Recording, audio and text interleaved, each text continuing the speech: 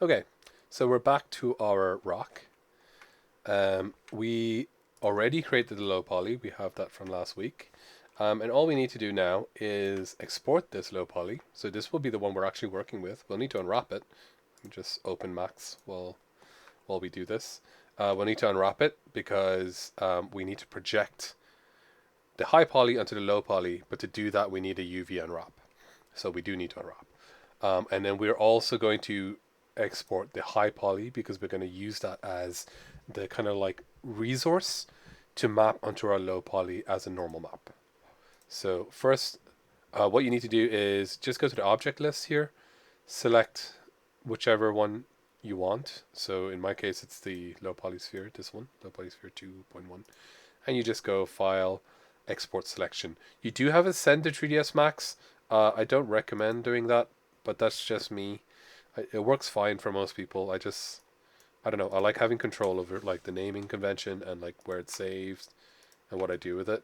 But that could just be me.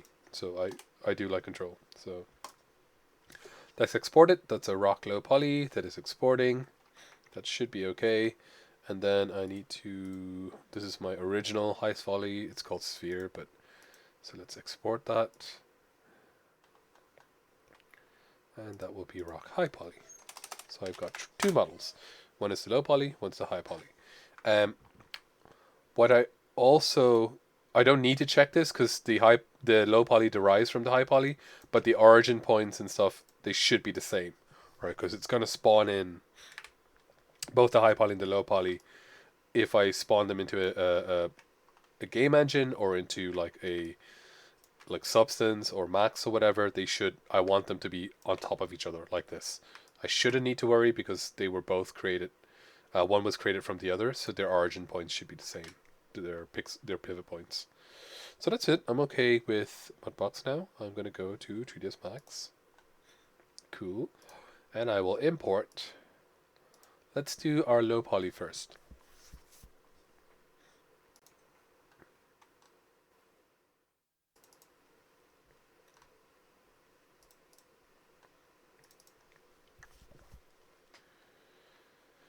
Sure, the defaults are usually fine. I'm gonna turn on wireframe so I can see what I'm doing. Cool. It is really small because I used the default sphere in Mudbox, and by default it's like tiny. That's fine. I'll keep going with it. But again, this is another reason why you might use a base mesh. So you would model something in 3ds Max and then bring it to Mudbox for sculpting. But anyway, this is fine. We'll work with this. So obviously I'm going to add it on wrap UVW. Let me call this low poly rock.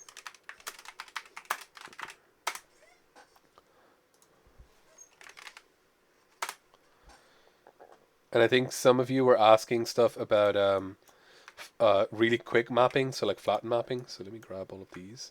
So in the UV editor, there are other modes besides what I showed you. I showed you like the most basic one, not the most basic one, sorry, the most powerful one, but also one of the ones with the most like legwork that you need to do. So there are other mapping modes here. So there's like a flatten mapping, normal, unfold. I think unfold is new. So flatten mapping is very good for boxes. Let me use a box and I'll show you. It's not great for organic, so I just want to show you the difference. So I'll make like a little box here. Just give it a couple segments.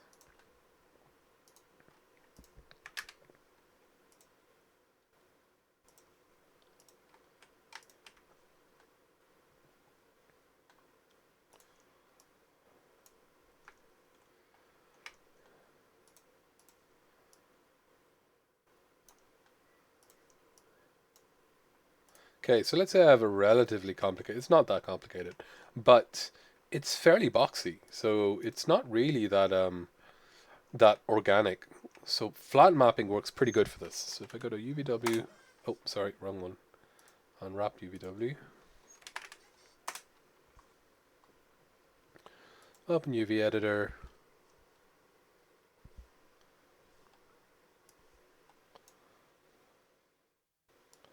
And we'll do a flatten mapping on it. So let me just select everything. Go by element. Make sure I select the whole element. Select the whole element.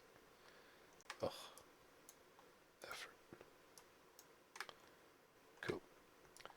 Alright, so go to mapping, flatten mapping. So it's got this like angle threshold, so like where it will draw seams depending on where the angle changes. So I've got a lot of 90-degree angles. So anything above 45 will get seamed. So in my case, that's perfect because I have a ton of like just 90-degree angles. So let's do that. And then the spacing is kind of like just how much spacing it puts between the polygons. And let's go. You can also do it by material IDs as well, so it'll separate them based on their material IDs if you have assigned IDs. So we'll do that. Okay, and you can kind of see like it's mapped them quite neatly. So this is great for square stuff. It doesn't do it necessarily perfectly. So as you can see, it's pretty much given every flat area its own seam. So if I look at it from this side, all this flat area is cut out, this flat area is cut out, that's cut out, that's cut out, that's cut out. Which sometimes is fine. It depends on what you want. If this was going to be, let's say, a wood grained thing that I'm like, someone carved this out of wood, I would probably want the grain to go across this this seam here. So this would probably need to be seamless. So I might not want this. This might actually be a bad thing. But it depends. If you're doing like a ton of stuff and this is just like a tiny little piece in the corner that's going to have like a metal material in it that's very uniform and you probably won't notice the seams, just use flatten mapping. It's completely fine. Let's try normal mapping. And this one will do like, I don't know, this is super weird. It does like a front back thing. I don't like using it. Like kind of, I'm not 100% sure. It kind of projects in a direction. It's weird. And then we've got unfold mapping. Boop. And again, it's very similar to the flat mapping, but you can see that in some areas it's tried to keep it. It's trying to like follow the polygon extensions and keep them together. So like this is kind of why I don't show people flat mapping straight away, because if I show flat mapping, people are like, oh my god, so easy, that's great, and it works pretty okay in boxes, but it's when you get to organic stuff. So I'm going to do it the rock now, and the tiny rock. You should see that it's not going to work that well. Let's see. It might be okay, but let's see.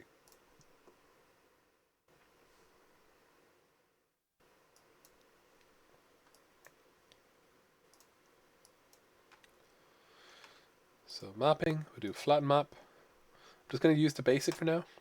You see kind of what it does? Like it's cut it out and it's spread it out pretty okay. But there's these little pieces that are just randomly, so they must have an angle change. And also I don't have control over where the seams go. So we can tweak that obviously, but let's try. Let's say, let's make you more tolerant. Let's make it like maybe only cut when it's a more than a 80-degree angle maybe. Maybe 90. Let's make it really intolerant. See what it does. So now it's cut like it's less tolerant, but it's also squashing all these. So you can see it's taking a cut right down the middle, and it's almost squashing all the polygons on this side.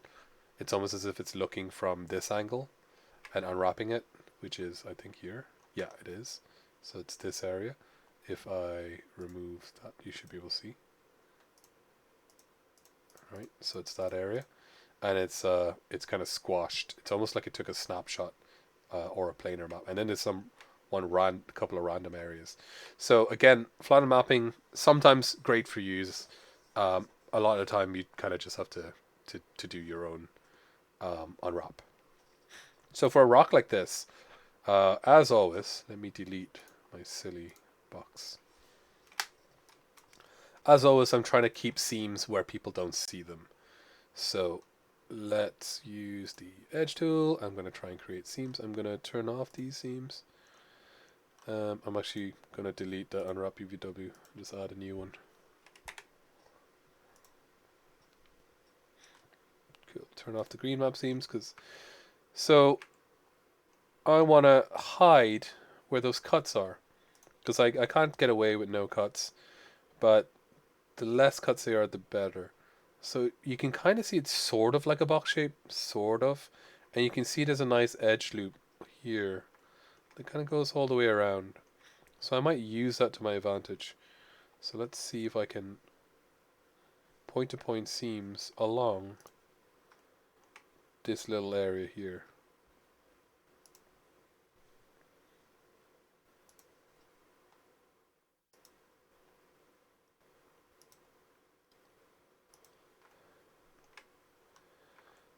Maybe I should have taken the other edge loop. I'll do the other edge loop, because the other one seems to follow for further along. So I might get seams here. I'll need to edit that.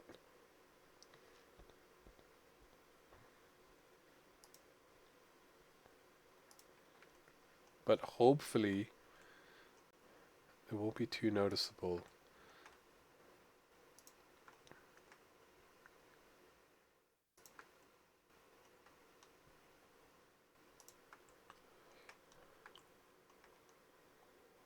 And I'm going to try not to have something like this. I don't know if you can see that, where it's it has poly. You can see like the shape of the polygon in the cut. I'm going to try to keep it as smooth as possible, because even if you see a seam there, if it's relatively uniform, you might think, oh, okay, that's meant to be there. It's like a crack in the rock or something like that, right?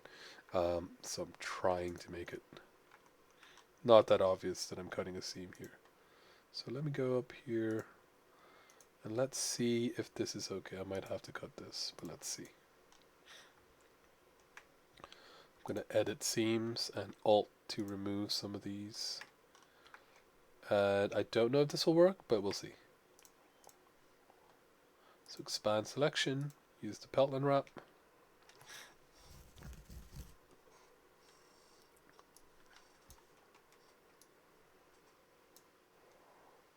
I don't know why it keeps resizing the start pelt.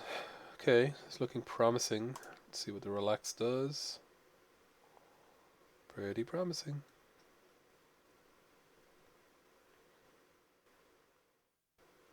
Cool, pretty good. I said it before, but in case you do have issues, there's things you may want to do, like if you go to settings, relax by polygon angles generally works better for organic stuff. Relax by edge angles generally works better for inorganic stuff. Not always, like you can try and see which one works better. The amount of iterations is basically how many iterations it stretches for, how strongly it stretches, and like the amount of stretch it can give. So like each iteration is each like cycle of calculations. So this is fine. Let's commit that. I think that looks pretty good to me. I don't know, can anyone see any overlapping polys? Don't think I have any. These areas are very small, but that's because there's a lot of detail in them. I think those are the little dips that are here, yeah. So I think they look pretty uniform. It all looks relatively neat. So I can just pack that. Allow it to rotate and no padding needed. Can you rotate sideways? Is that the best you can pack it? Oh, come on, buddy. Surely if it's sideways, it takes more. So let's manually tell 3ds Max. Surely I get more texture area this way. You don't know what you're doing. Okay. Is this overlap? Ooh. So you gotta be careful. Like literally the tiniest bit of overlap, and it won't work in a lot of programs they'll give out to you. That's got a little bit of gap there. Like if I brought that back into Mudbox with a little bit outside, it would just give out and say no. Cool. That is done. Great. So I am now able to do projection. So what I'm going to show you the complicated, kind of old school way to do it. It's not really that old school, it's still used a lot. But I'm going to show you the complicated way to do it, because the easy way is using Substance. But I just want you to understand what Substance is doing, because you can't see what it's doing in Substance, but you can see it in the old school way. When you actually go to make it, I don't really care as long as you project. But I do just want to show you what it's doing because you're not able to see that. So rock projection. Again, let me know if I'm going too fast, or if anyone needs to ask a question or anything. I am going to also import the high poly now. High poly. Should come in exactly the same size and scale. If it's not, we can do stuff about it. Is it exactly the same? Yeah. So it's right on top of each other. Cool. Alright. Great stuff. It's like super high poly. Don't even know how many. Oh god. 400,000. Okay.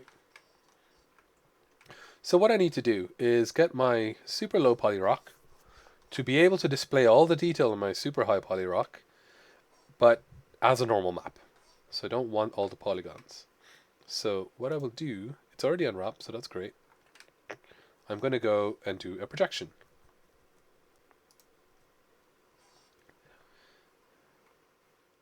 Just going to check my render setup. Let's make sure it's okay. Okay, I'm using Arnold. Let's use Scatline.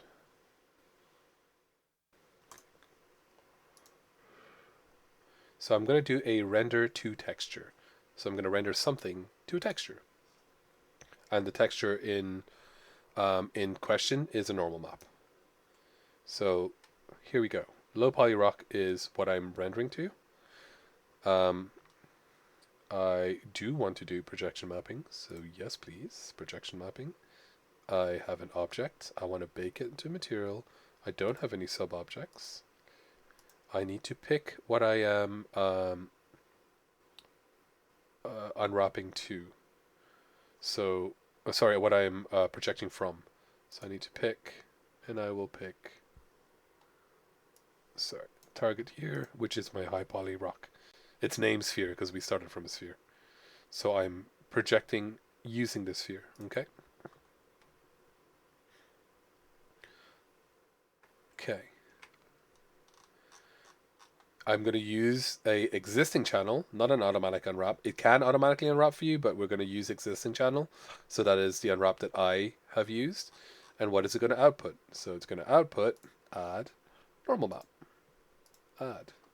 And I can change the normal map type. So I don't want a Targa. Well, Targa's fine, but I want a PNG. And I will make sure it exports in the right place.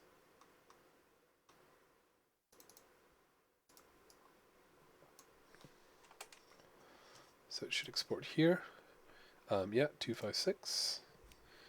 And the element type is a normal map. And it is 256 by 256, but I'm going to make it, let's do 248, why not? We'll be fancy. So that's pretty much me set up. So again, all I did was I selected my low poly. I went to rendering, render to texture. This dialog box shows up. Because I was selecting the low poly rock, it automatically knows that I want to render to that low poly rock. And I ticked the projection mapping, told it to pick the high poly as the thing to project from. I am going to bake it, and I'm telling it to bake to a normal map. Okay, so again, this is the sort of old school. It's not really that old school actually. Substance only added this functionality very recently, but it shows you what it's doing. So before I go to render, I just want to show you the cage here. So there, it automatically added for me a projection modifier, and you can see that there's this cage, this blue cage, and the amount of push of the cage, I can push this out or down. So what this cage is doing, this cage is being projected from the low poly, and any detail that it captures within this cage, anywhere from the surface of the low poly to the boundaries of this cage, it will project onto the low poly. Does that make sense? So it's trying to look for any detail, and it only looks for detail in the high poly because I only told it to look at the high poly. So it's not going to look at everything else. Luckily, You want to keep them like You want to keep them like on top of each other in 3ds Max. Yes, and in fact, what I'm going to do now is I'm going to do like a negative push because I want to make sure it's going to calculate from the surface of the low poly up to where the boundaries of the cage are. Let me just reset the cage. So that's the surface where it's going to calculate from, and however much I push is how high it's going to detect data. Now the problem is, you can see there, my low poly is kind of poking through the high poly in some areas. It's going to calculate from the surface, which means those areas are not going to get rendered. So what I can do, let me just go down. I think I can do, yeah, I'm pretty sure I can do this without breaking. And I will add a push modifier. And I'm going to push negative. So I'm going to negatively push, which is shrinking the low poly model. Let me just show you what a push does. So I have a box here. I add a push modifier. Basically all it's doing is like expanding it or shrinking it. But it shrinks or expands it kind of like you're blowing it up or shrinking it, right? Like, so it doesn't, it's not like scaling. It's slightly different from scaling.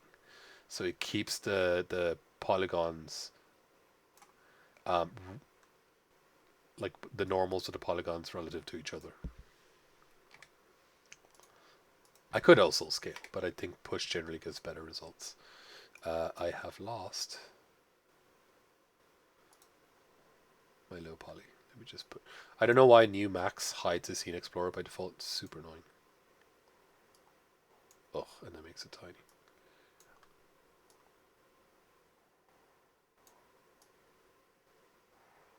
So low poly rock. Cool.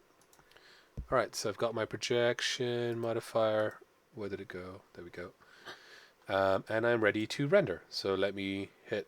I'll just hit. Well, let me just check. Make sure the blue cage isn't clipping any of the high poly. I can actually push it a little more. So where is the cage? Push it a tiny bit more. Okay, so let's render. Don't care. So hopefully you should see it rendering here.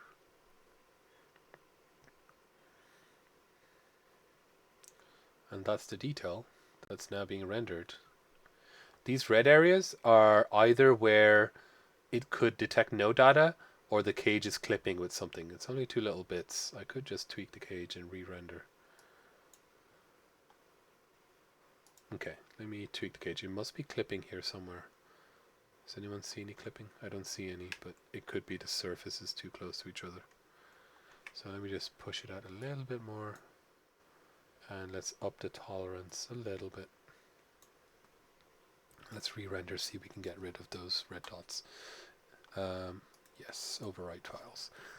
Even if we don't, it's fine. They're only 2 tiny little dots. Doopy doopy doo.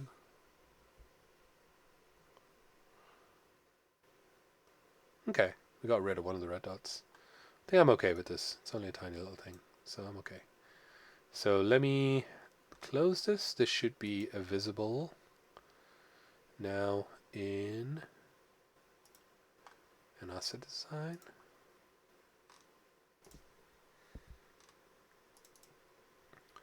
So that rock normal map should now be here. It is. And if I open that, you can see that. That's the detail that I have, and that's the cutout that I made. So it's mapped that detail as a normal map. So if I apply this in Unity or whatever, it'll work. So we can try that.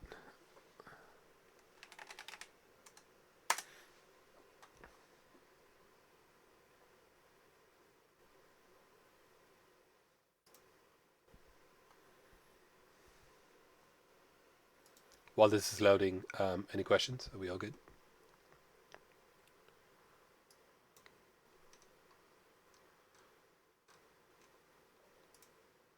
This is like something that should be used when you want super high detail and not super stylized stuff, right? Generally, yeah. Stylized stuff in general, like, either uses very little or very subtle normal maps. If I've if I've ever done stylized stuff, I'll use normal maps for. Recently, there's an example of a bed, and it was a stylized textured bed, but you know the kind of quilt effect, the kind of bumpy look that you have from a quilt. Instead of modeling that, I use a normal map for that. So that would be an example of when you use it. Instead of but like stuff, excuse me, stuff like tiny little detail, cracks and little stuff like that. You generally don't have that for stylize. It again, it's not a rule. It just depends. So I'm going to import my. Why do I have a toilet script? What is that?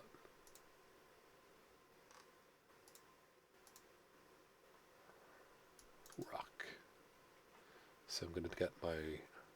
Oh, I need to export that low poly rock as well because it's unwrapped. So that's fine. And I can get rid of the projection modifier because I don't need it anymore. And the push modifier, don't need the two of them. And I can export that low poly rock. So export, selected.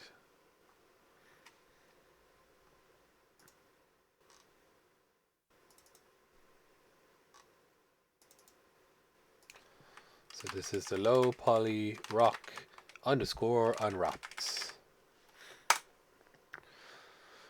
Don't mind my awful naming conventions. Sure, whatever. And then Unity, the unwrapped one is the one we want. So we bring it in. Nope, doesn't work. It's just a normal thingamajig. But let's add the normal map.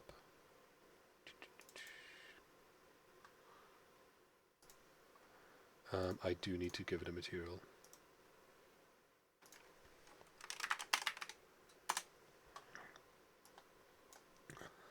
And that goes into normal map and mark it as a normal map. Done. Now you can see the normal map appears, but we do have some seam issues, like on this side, particularly where light. Oh my god, the light is so bright. Particularly where light shines on it, and this kind of stuff will probably need to be fixed in something like Substance, where we'd probably paint over this area. But it's more or less working. I might also have to.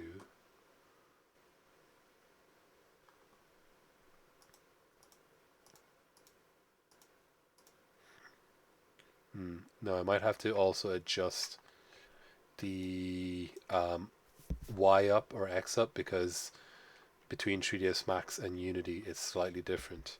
So now that you kind of know how it works, what I would do is I would have to flip one of the channels. I thought you could do it here, but it doesn't seem like you can do it here. I'd have to do it in Photoshop. But happily, you don't have to deal with this stuff. We can just use Substance. Again, I just wanted to show you that because I wanted to show you what it's doing. And this is basically the concept of what it's doing. And we can use Substance to deal with that instead.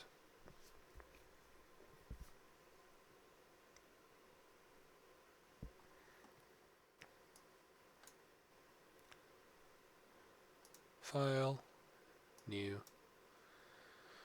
Let's add the unwrapped rock. Cool. Let's work at 248. Why not? Let's be fancy. Okie dokes. So remember where you could go to the texture set settings here, scroll down, and you could bake all the mesh maps. So you can do that, like just bake the mesh maps. Boop. And it bakes everything. You can just go bake everything. Cool, and it's baking everything. Now the thing is, it's baking the normals based off like itself. It's not based off anything. So that's fine because you can use that for filters and for texturing and the layers later. But we want that detail that we had. So let's get rid of this normal map. And what I want to do, I'm going to just bake that normal map. Boop. If I scroll up to the normal map, it is able to have a high definition mesh. So that's our high poly mesh. So we can just say, hey you, take our high poly mesh and use that to bake. Got it? Actually, we can actually use that to bake the ambient occlusion as well. And not necessarily curvature. Do we want yeah, why not? So we can use that to bake these maps as well, and they should replace them here. You know where it says max frontal distance and max rear distance? That's exactly the same as the cage.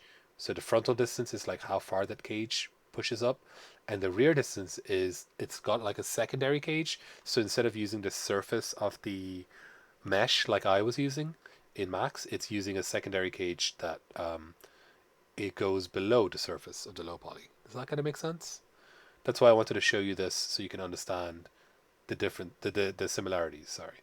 So that's what that cage is distance. It's exactly the same. There's a cage, and there's a frontal distance and a rear distance. So it's going to take everything. The thing is with Substance, which is weird, it doesn't show you the cage and it doesn't show you the high poly, so you don't really know what it's doing. But it is doing what we just did in Max. So I'm going to try and bake that. I don't know if I gave it enough. No, I didn't. So you can't really see any details, so I probably haven't given it enough frontal distance. Let's bake that. There we go. Boop. And there's the detail. And it's baked. And this, if I export now, because Substance is better at converting for different software issues, like there's the reason why it's so, where is it in Unity? Why it has this like super weird seam is because the normal map format of 3ds Max is slightly different to the normal map format of Unity. We could set it up, but we can just do it in Substance as well.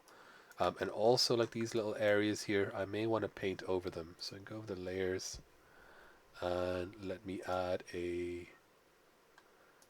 look at the normal map. So I'm going to go to, instead of the base color, I'm going to go to normal. And same with here, instead of material, I'm going to look at normal.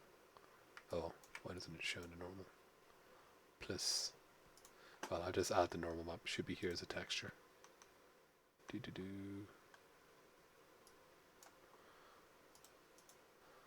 Add a fill.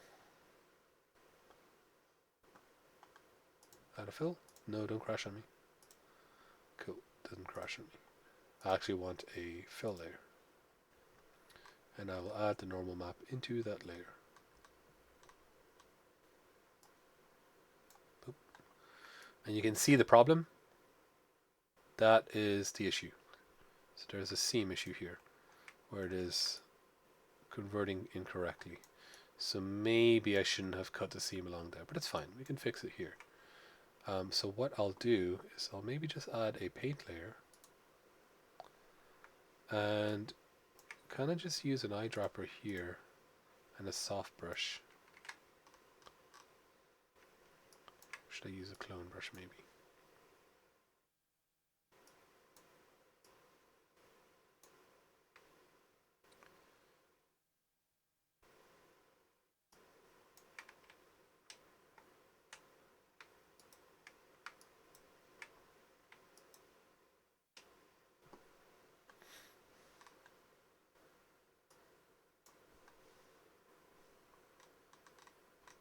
And let me try and see if I can clone this out.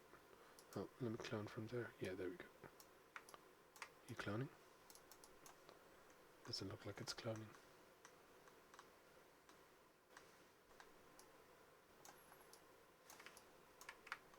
Oh, I'm cloning on the wrong layer. So I'm a dummy.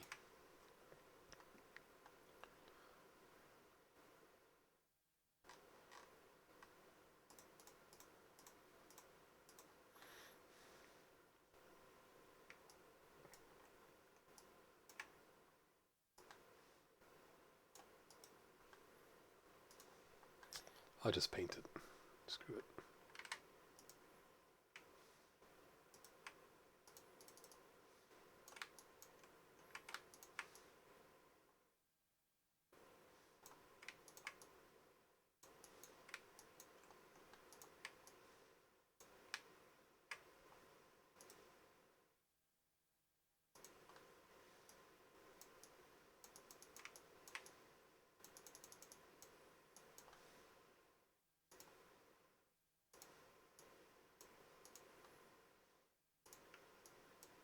So hopefully when I go back to normal view, you can see that blends a little better. A little better, not quite, but I need to work on that quite a bit more. But it's not as bad as it was in Unity.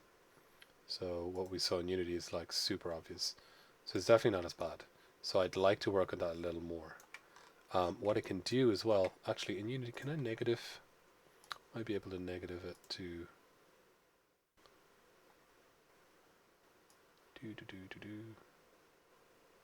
No, it doesn't work. But if I export that from Substance, this should give me a much better normal map to work with. So File, Export Textures.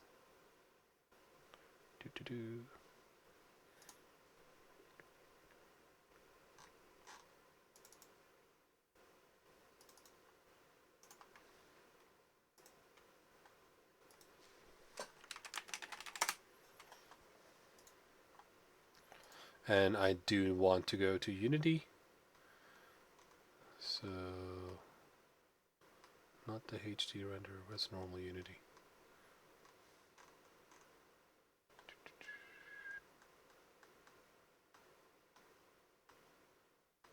Anyone see Unity, normal Unity?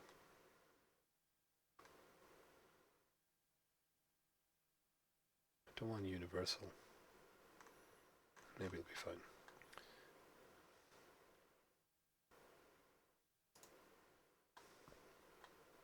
I think it's at the top part. It is the top, yeah? Yeah. I miss it. See where the Sketchfab one is? I've seen it there before. No. Am I missing it? That's weird. It should be here, right? Yeah, so that's where it is for me anyway. Okay, that's weird. It's gone for me. Unity, that's HD, Universal Pipeline. Where's normal Unity? Do you want to check where your Unity file saves things from Unity and then come back to it? That's what I usually do if I'm lost from a file. Sorry, what? Basically, if you go to Unity and save a file, and wherever that file is saved, it should be saved within Unity. My problem, Kean, is not the. That is my Are you talking about like where I'm saving it? Because that's fine. My problem is the preset for Unity is missing here. Sorry, okay. I was looking at the C drive. Well, it's exporting albedo, transparency, emission, metallic smoothness, and normal. So if it's doing that, I'm okay with that. Albedo, transparency, metallic smoothness. Yeah, that's correct. Albedo, transparent, metallic smoothness. Yeah, I'm fine with that. I don't know why. I guess I don't know if URP now has taken over, but it's fine. It's giving me the right maps. So let me export it. Cool. I actually only need the normal map. So this should look slightly different. Yeah.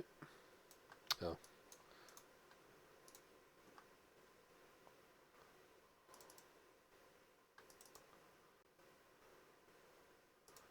And you can see the difference in the normal map between the two of them.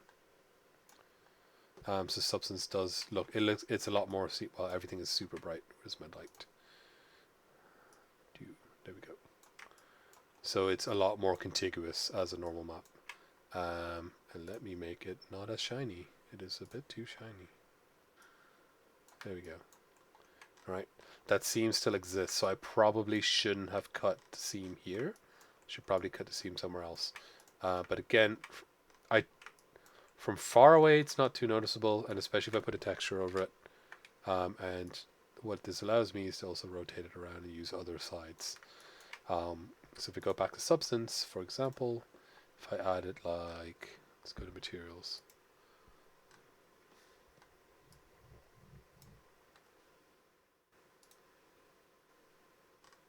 No, yay for Substance for sure. Like, imagine having to do the old school way all the time. It'd be such a pain. Materials, let's try this one. That'll work. Oh, that looks pretty good. No. Let's take the normal. Okay. Yeah, it is adding.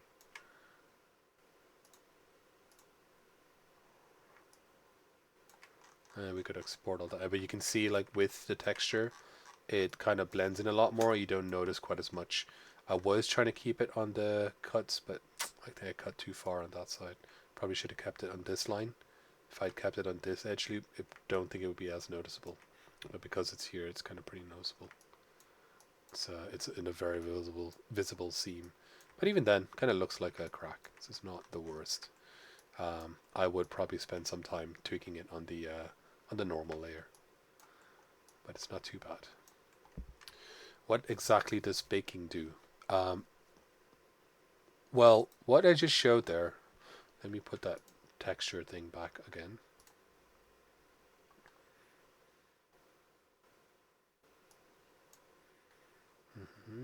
Pick high poly.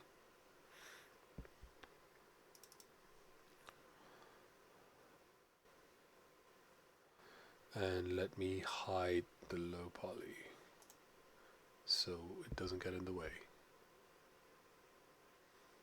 Hide the high poly even. So what it does, any kind of baking. Oh, sorry, are you asking for baking in substance or are you asking about this kind of baking? This is a projection baking. Are you asking baking in substance, what it does? Daniel?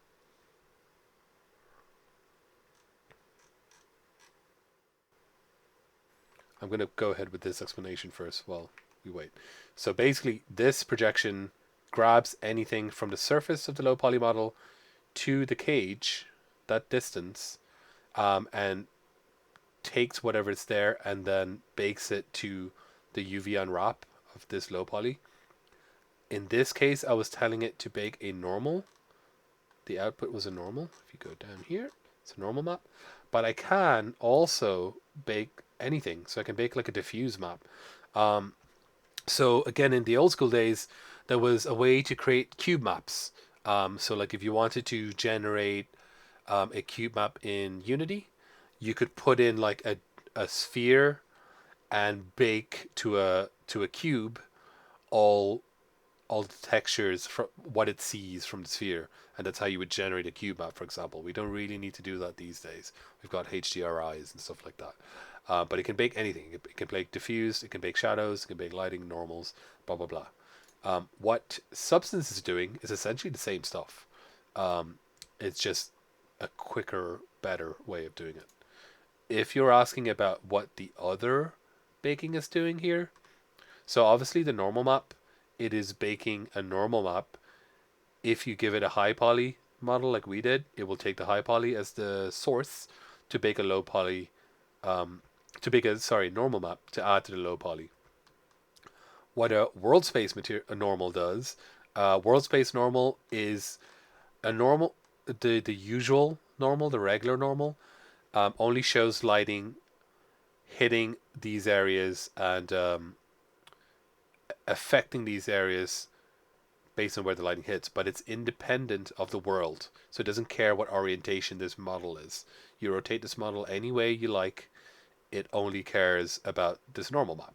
The world space normal cares about the world. So if my pivot point, you can see this little pivot point here. So my pivot point says this is Y is up, X is that way, Z is that way, but Y is up. World space normal is affected by the fact that this is where Y is up. Now, why you would use that is some filters use the world space normal. For example, if I want to generate rain, and this can be in Unity as well, there's some shaders that work with the world space normal. If I want rain to fall on this model, it needs to know which way the model thinks is up. So it can use that normal map to like have a procedural generated on it. So let's try a procedural. This should work, fingers crossed. I am going to add a paint layer. And let's add a procedural. No, let's add a particle.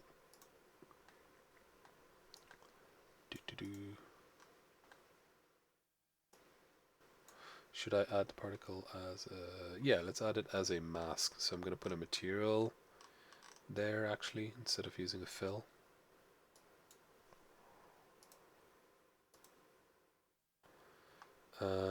Let's make it something really obvious so you can see what it's doing.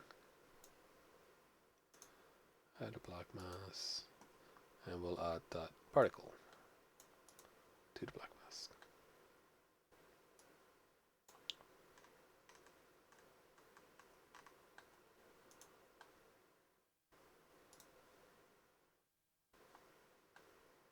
No, did I add a paint? I meant to add a fill.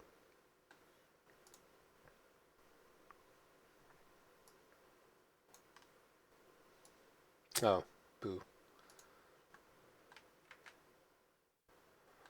Do I have to do it as a generator?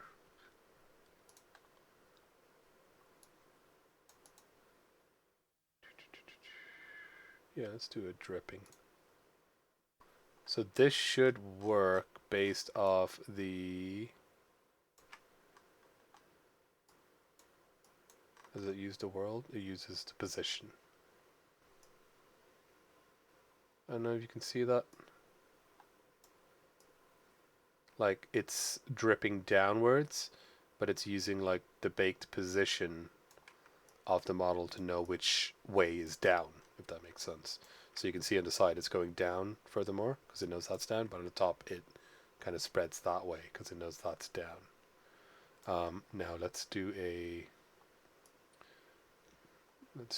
actual particle, and I will use a material here, I guess, because I can't put it in the black mask.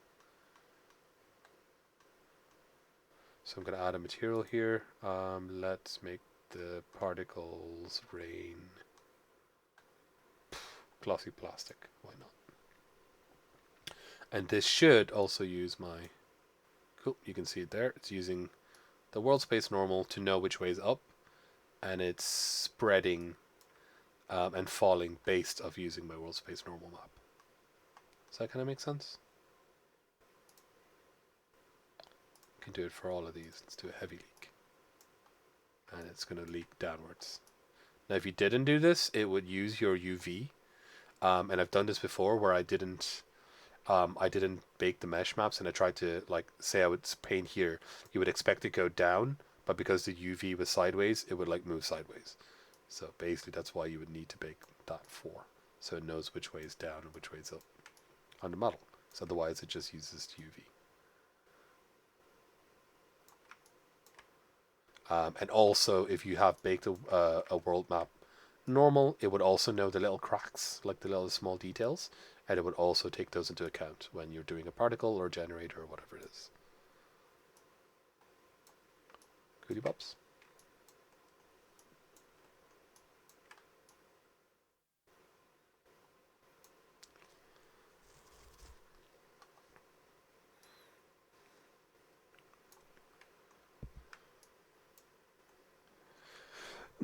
There's almost no reason you wouldn't bake first. I'm trying to think if there would be a situation where you would not bake first. Not really.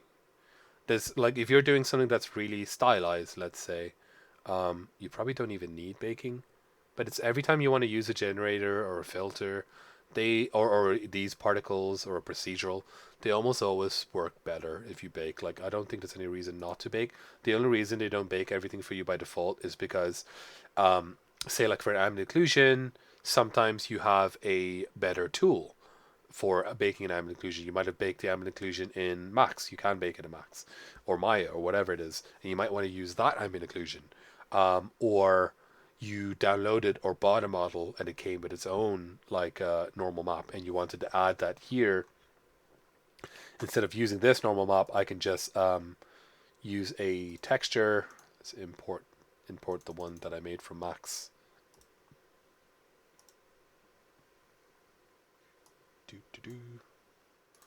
Bring that in to the current session. URA texture, import. Oh, dang it, where did it go? No, there we go.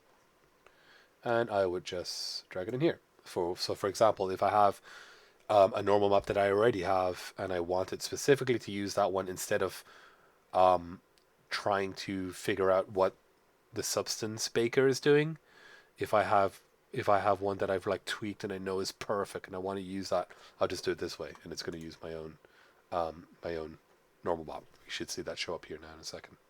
There we go. the Max one is real bad. I would have to go fix it. Like, you can see the seam real obviously. But that would be a reason if I had a really good normal map or a really good ambient occlusion. The ID map in particular is something that I might use from somewhere else. So the ID map is, if you remember that we set the material IDs before, where we can say, like, this this selection that I have is material ID 1, the other selection is material ID 2, so they'll use different materials. Some programs use ID maps to figure out which material goes where. So the ID map is often like a solid color, so it might be like all the red areas use material ID 1, all the blue areas use material ID 2. Unity doesn't use that.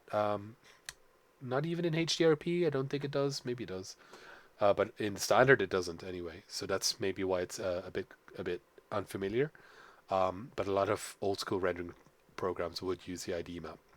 So instead of having to go to Unity, for example, and you're saying like, assign this material to this part, assign this material to that part, you would just use the ID map, and the software would know where to assign which material based off your ID map. So yeah, there would be some reasons why you wouldn't want to bake them in Substance. I would say 90% of the time, well, actually more, 95, 99% of the time, you're baking them in Substance. It's fine to do the Substance bake. Oh no, I need to bake it again. Dang it. I wonder, can I reduce this distance and get... Let's average the normals, yes. Ignore backface, yes. Anti-aliasing, let's do some anti-aliasing. Let's do some matching. I'm gonna try and see if we can get rid of that seam if possible.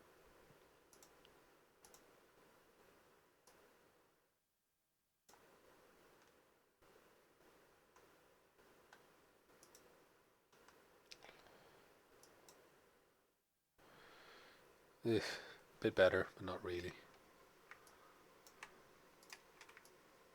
Nah, can still see the seam. Have to manually fix it, I think. Bit of annoying.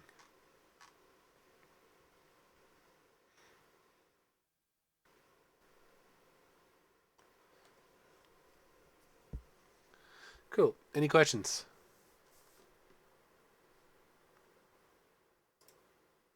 Good stuff. All right. Do you mind if I take like a little break here before we move on? And I guess actually you may want to think about what you want to see unwrapped or modeled or whatever it is that you wanted to ask. And I can also give you all the file, the SPP file, so you should be able to open it in your own Substance and mess around and see in more in-depth detail what I did. But I can do an overview, a kind of like run through of what it was. So let me just stop recording here. Okay, so this is the render mode. So I'm gonna get out of render mode so it's quicker. Let me just turn off the post effects. So that's just for the bloom. So if I go back to painting mode, we should be able to see what I did. So it's, yeah, the quality is just not as good. So one thing to note, which I didn't know when I made this model. I made this model years ago. It's like 4 years old. So I just made it in the basic shape, what it was, to be as easy to rig as possible. However, for texturing, because I've baked these maps, the default maps in Substance, sorry, it is using the position of where the model is placed in order to use certain filters. I'll go through those filters now in a sec, and to project certain things. So for example, I have a light filter. Let me go here. I think it's on the moss. Is it the moss? Actually, let me reduce my working resolution because that's why it's so slow. I'm gonna go down to 1024. Again, this is my working resolution, not the final output resolution. So I can bump that back up whenever I go to output. So I think this should be faster now. Yeah. You use Okay. flatten mapping for that? I did. You can tell here. And you should be able to see that it's pretty awful. See if I can open one up. Can I open it big? Oh shit! I made it bad. How do I open this? I actually don't know how to open this. Let me just find the actual textures. Give me a second.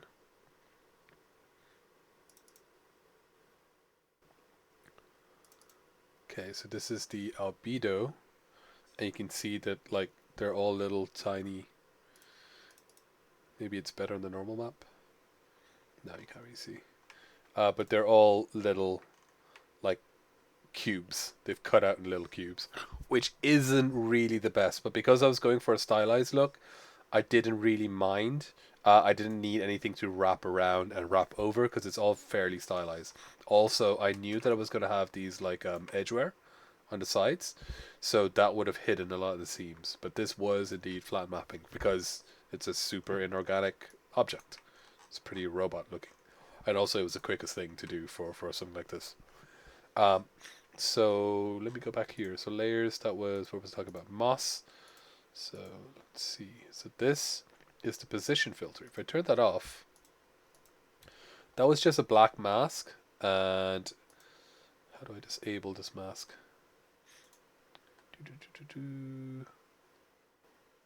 Toggle mask. So by default, it also has another frickin' position one here. It has an ambient occlusion, but you can see that it's appearing in all the ambient occlusion areas. I don't know if I turned that off and on. Let me turn these filters off individually.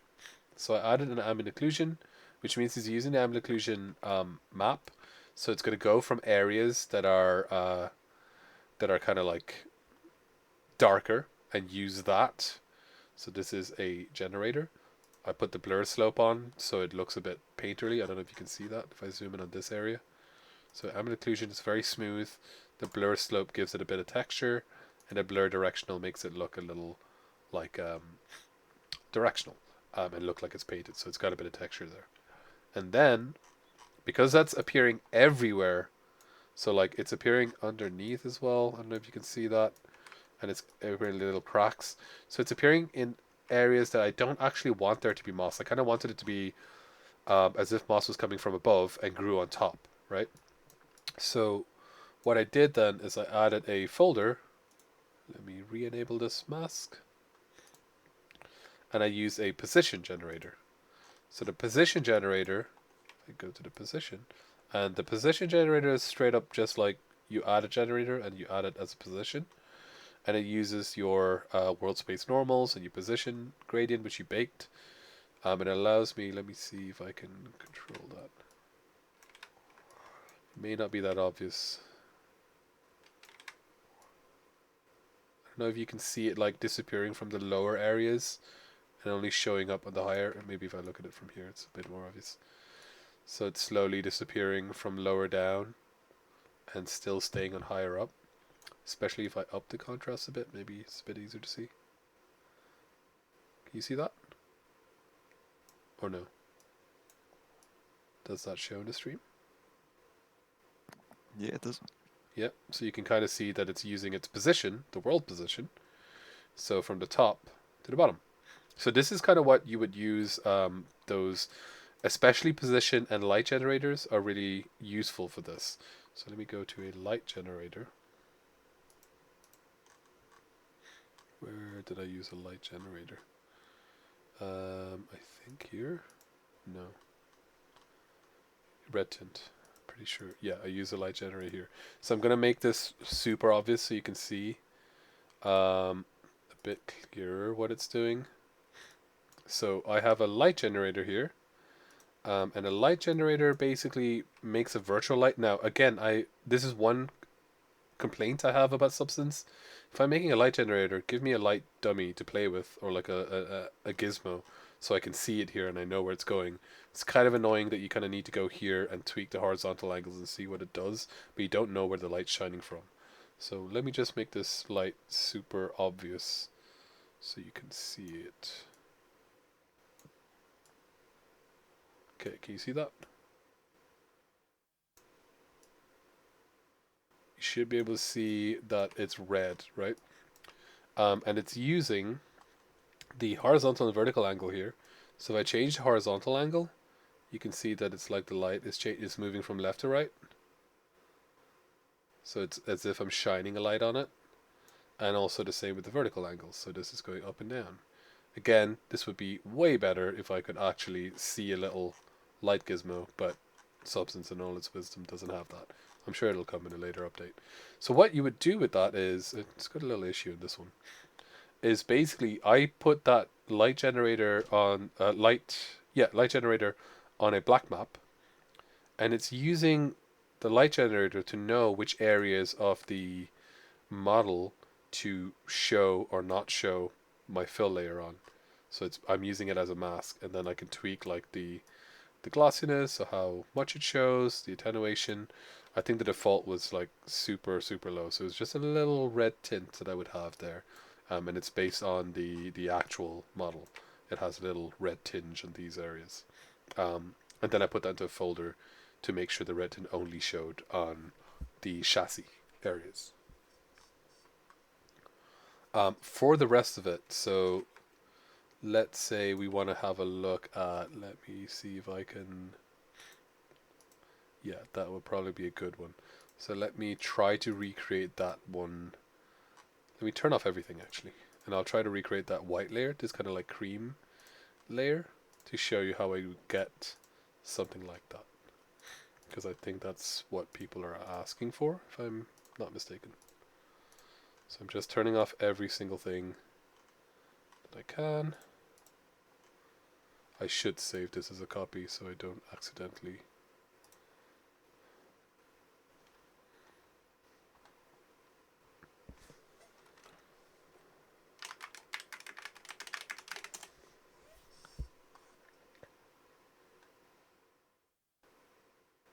Are you saving?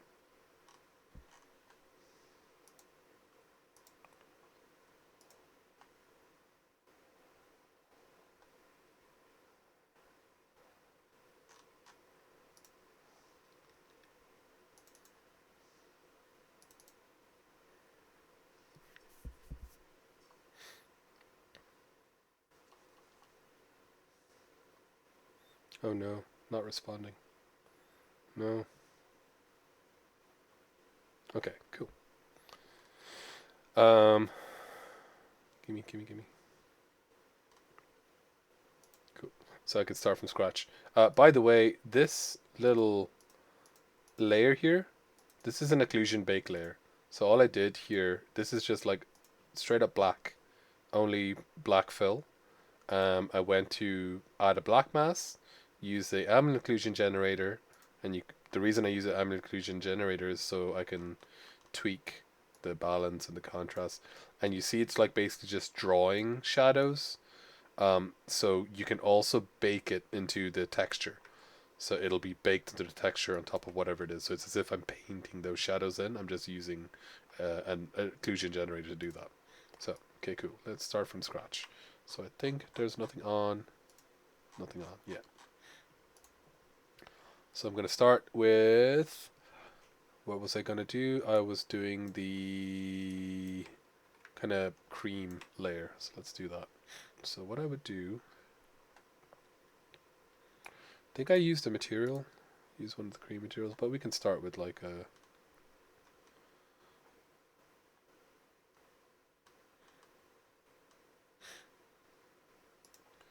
it's a machinery material. We can start with just a fill material. Let's just do that for now. So add with a fill.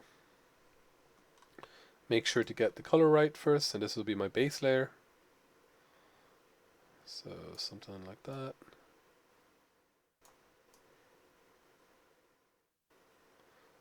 And I generally like starting with the highest saturation, and then I'll use extra layers on top of that to reduce the saturation. So something kind of creamy, that sort of color.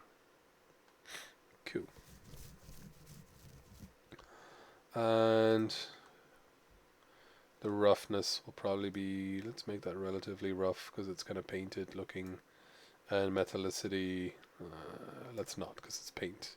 I'll add wear later, like chips and metal cracks, I'll add that later. So that's fine for now, good for me. That's my base layer. So let's add a layer.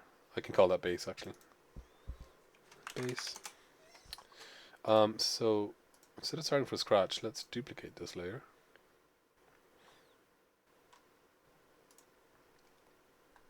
And this duplicate, I'm going to make that slightly lighter. Slightly lighter.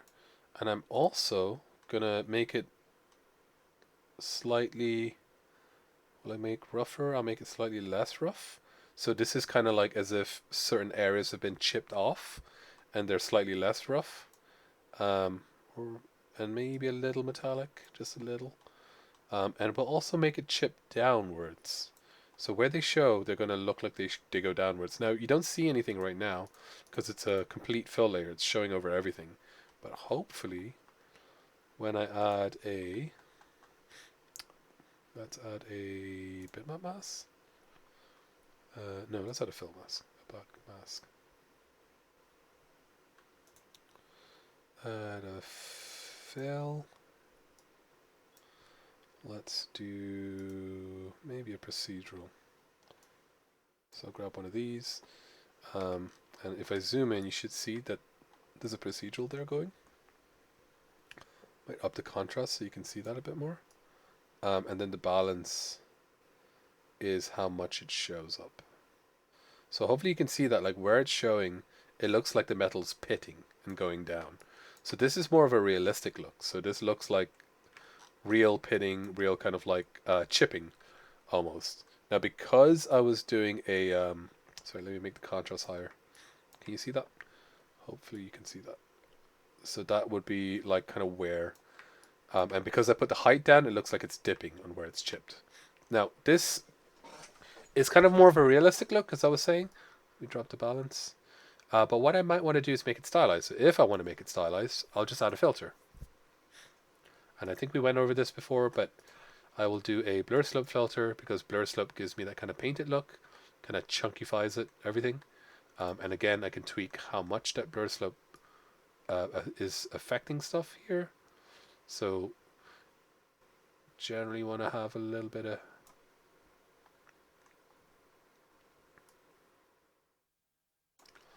and we'll add maybe a directional blur to make it look a little bit painted. Oh, I don't know what happened to it.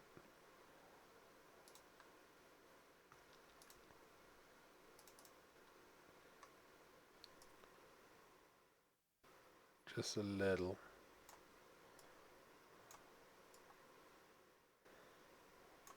And if we want to emphasize it, we can sharpen.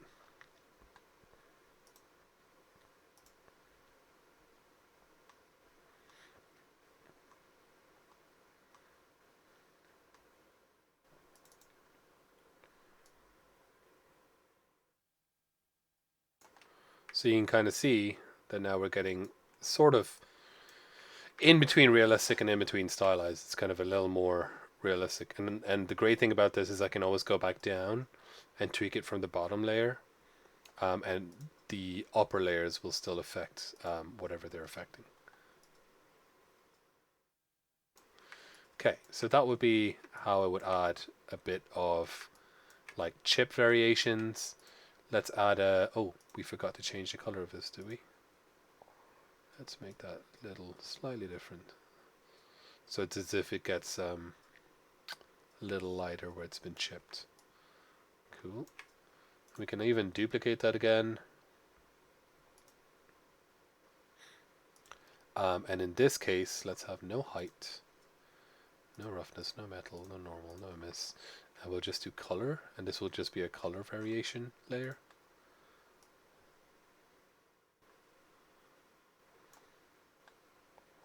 Can drop the intensity of that. And all I need to do really is to kind of just control the original seed of this to change it so it's not filling in exactly the same place as before.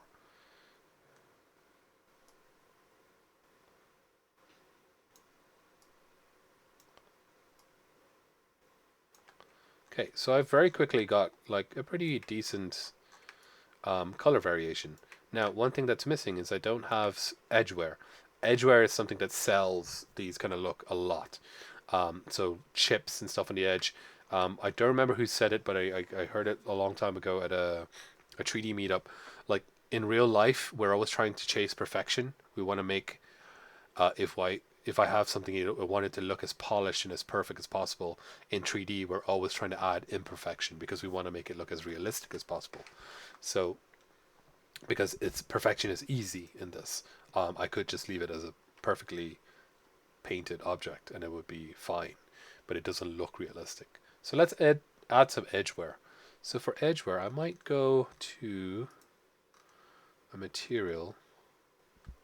Don't know why Substance keeps doing this. There's a material, and I might add a. Let's get a dirty iron. So basically, we're trying to make it look as if it's been knocked at the edges, and at the edges, a little bit of dirty iron has shown through. So a little raw damaged iron here. So that's it, obviously, over everything. Can add a black mask. Now in this mask, we're going to add a generator.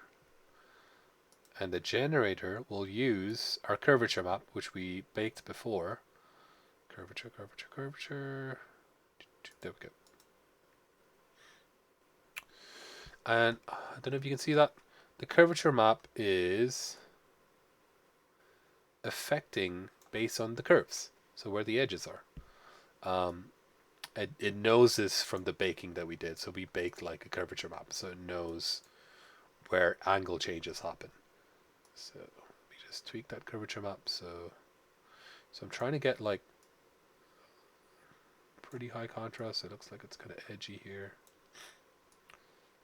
And the amount of blur controls, like, again, if I'm going realistic, this would be what I would do, something like this. It really does. I do think Edgewear makes stuff look so much better because it's realistic. People are looking for that. We can use micro details, but I would need to add a normal. I'm pretty sure. Yeah, I do. I need to add a normal. So let's turn that off. Let me see. I think this is okay. And again, if I want to make it look like this is a realistic wear, so it's like it's been handled softly, right? But if I want to add like chunk, again, I could use blur slope is your friend. So we will use blur slope. Hopefully this works. Okay, you can kind of see that. So it's, depending on my intensity, it's kind of creating variations on where they show up. Also, I've just realized that the height makes it look like it is bumping up where the metal is, which is kind of dumb. So I need to go back to the fill and let me change the height. Can I change the exact height? Technical parameters. Height position. Height go down. There we go. So now it looks like it's chipped in, right? I've gone too far, but you can see my point. So it looks like it's chipped. Let's make it something like that. So now it's chipping in. And that may control the intensity. Okay, cool. That's something like that. I may need to blur this further. If I do that in a curvature layer, maybe.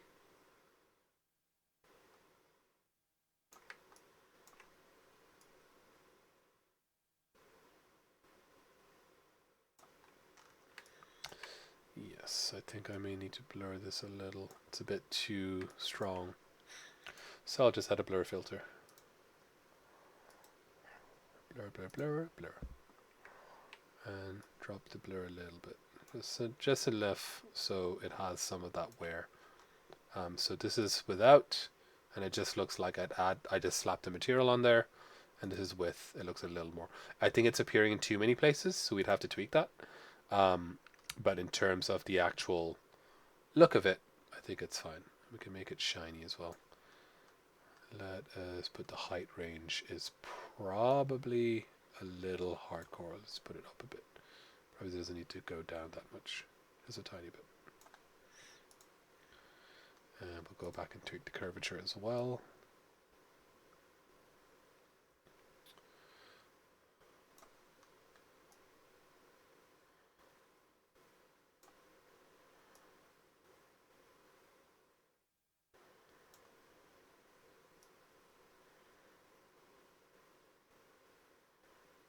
And then whenever you want to like have this stuff show up only in certain areas, so far the best thing I've seen is just you make a folder, you dump whatever layer that was in there, because you can't do a mask on a mask.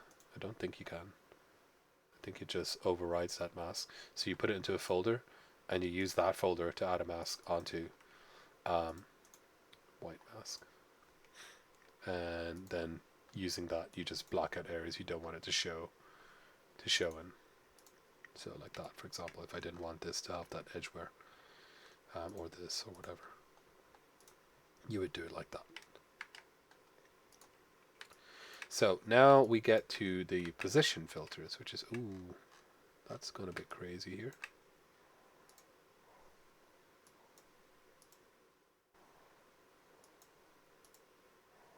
We want a little bit, but not that much. Just a little bit. Cool. So let's do a position filter. So we're going to try and get that moss thing that I was saying. Let us make what we make. I could use a moss. Do I have a moss material? I don't. So if I remember right, what I did was just a fill. This is going to be green, of course. Kind of like dark green, because I'll do a base first. It will be height going up a little.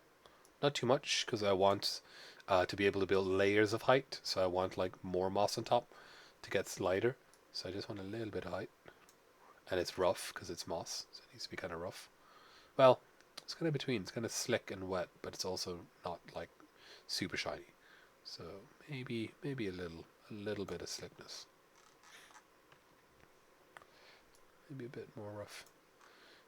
It has no metallicity because it is moss. And this is where I may want to use my position filter. So add a black mass, a generator, sorry. Add a generator, and we will use a position generator.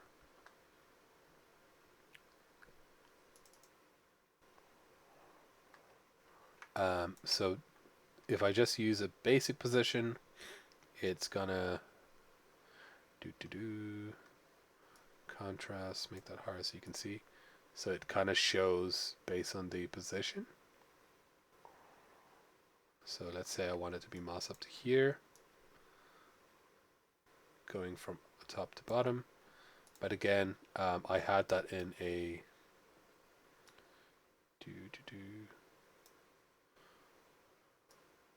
Actually, maybe let's use an ambient occlusion for this, and we use a position to control all of our moss layers. That actually makes more sense.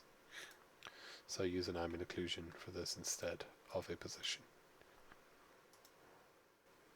Go away. We'll use an ambient occlusion. Yeah, I think that's a bit better.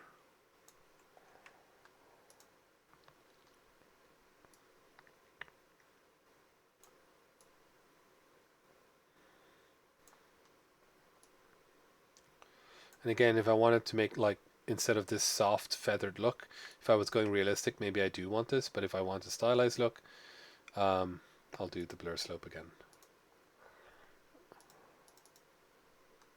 And there you get like this kind of chunky stylized look, which may or may not be what you're looking for. Something like that. Okay, it's pretty mossy.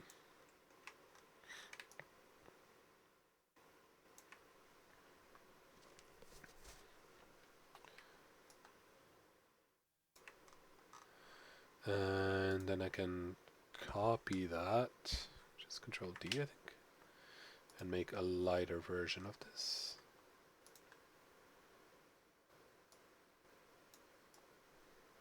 A bit too light.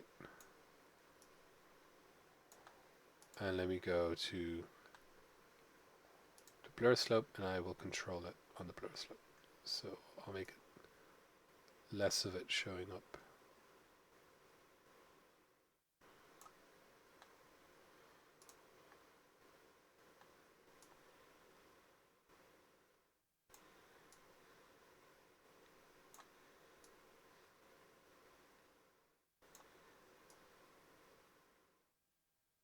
There we go. So I'm kind of making it like build on top of the other, if that makes sense. So it's as if like there's a matte layer of dark height and it gets another version on top. And here is where I can bump up the height a bit more.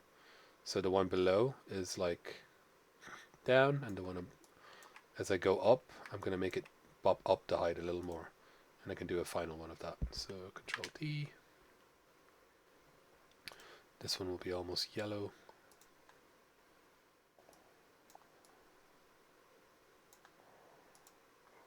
I'm just making it super obvious so I can see what I'm doing.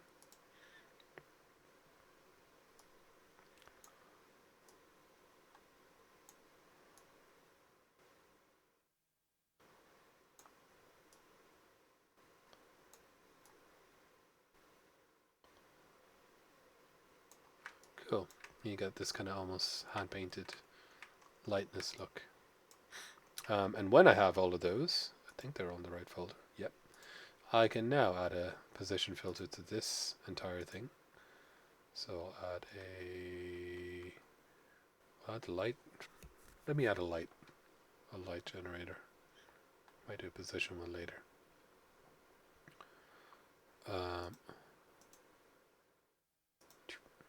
And light. And this will be where the light is shining. It will let that show through. So again, super annoying that I can't see where I'm doing. So horizontal angle, so that's left and right. So I think that's in the middle. Then I've got my vertical angle. There we go. So it's kind of shining from the top now. You can kind of see that. So it's shining from the top, hitting down. And then just based on my highlight glossiness, how much does it let stuff show through or not show through? Okay.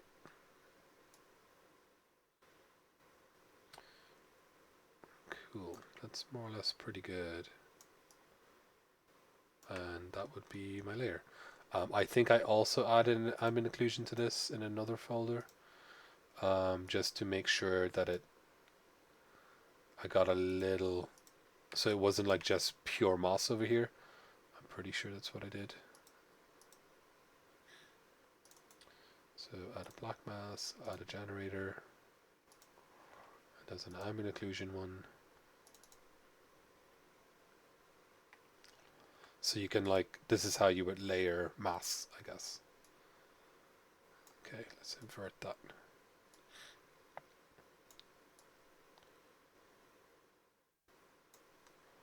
So hopefully you can see that. I'm trying to make it like, so there's areas that it's not just a perfect, it doesn't show up perfectly everywhere, which you might be okay with if that's what you wanted.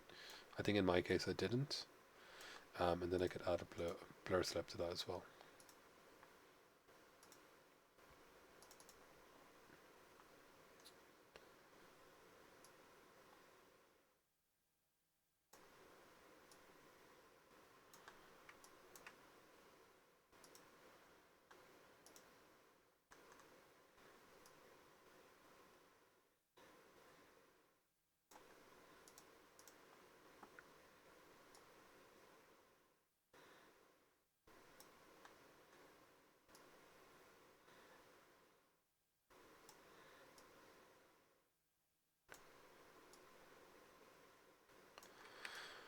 Any questions so far? We all good? Oh, good. Cool. Anything you want me to do that you may think like maybe let's try a procedural. Let's try to make some dirt go down here. So you can obviously like just stamp dirt on, which I've done before. You just like stamp a material on, which works fine, especially if you need more control over stuff. But let's try and do a procedural. Sorry, a particle. This should work because I have baked. Let me just check that I've baked them. Yep, baked them. So it should know my ID.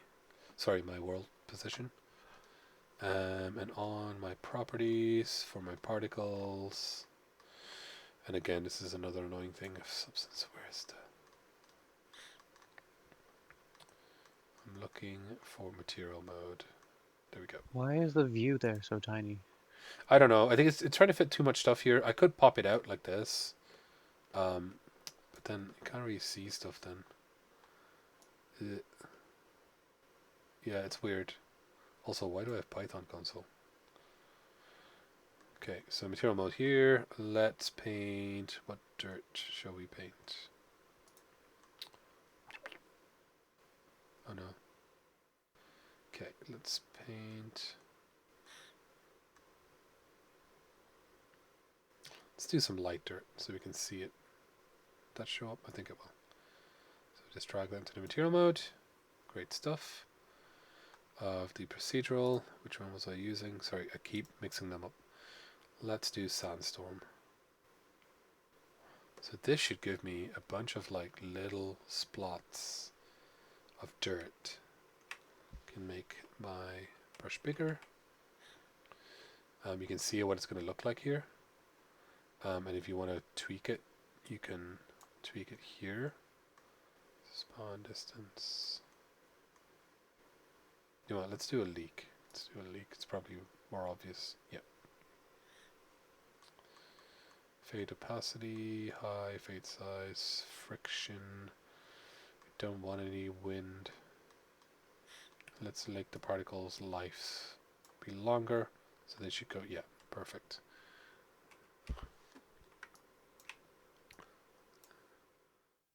Okay, maybe not too long. And so we're trying to get like a little bit of dirt streaming down. I actually want less particles. They seem to be too close to each other, which maybe some people might want. Let's add some spread to it. Okay, it's a little bit of turbulence. And can I choose spawn rate factor? So I want less of them. Just thinking. Is that too little? Okay, let's see how that works. A bit better, not really. Maybe my brush is too big. Yeah, it was. And that's how you would get like some little dirt smears and stuff like that. And it follows, like you can see that it follows the mesh, which is pretty good. Because we've baked the world map.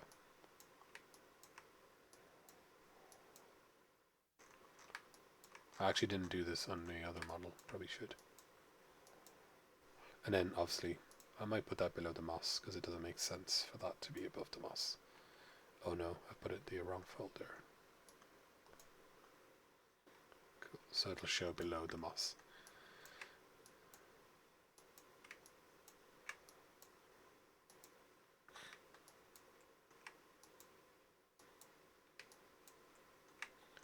Cool. Oh, and that baking of the ambient occlusion. So in case people didn't really understand what I was doing there, I added a fill layer, and this is just like making the shadows be more visible, I guess, would be the best way I would say it. So add a black mass, and this will be a generator, and this will use the ambient occlusion.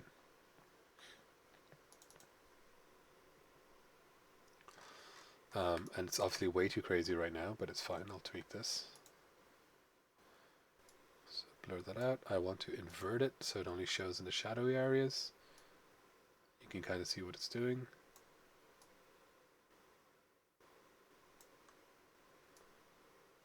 And this is sort of an old school technique. It's kind of what you used to have to do to bake in shadows because you didn't have ambient occlusion as a map in Engine. But you can still do it, especially for a stylized look where you might want to have something look like it's really deeply shadowed in those little areas. Like so. And with it off and on, you can see the difference. And we can obviously like just reduce it by the opacity. So it just has a little effect. But it's a nice little trick to make definition show up on your model, especially from far away. Don't go overboard though. So like if you do something like this, it's a bit too much. But if you drop it a little, it just gives you a little bit of definition and defines the kind of cavity areas of your model. Cool. All right. So I will send you the original file, not this one, the original one, so you can have a look through that. I think it's mostly using basic materials. I think there's only like one texture I imported that's literally just the numbers on the side. Everything else is using like in substance default stuff, so you don't have to get anything or build anything for that. I think even some of the materials are substance materials. I could be wrong. I might have used one or two materials downloaded from Substance Share, but it doesn't have any proprietary materials as far as I'm aware. So I'll let you have a look at that. Before we finish up today, any other questions? I am stopping recording now.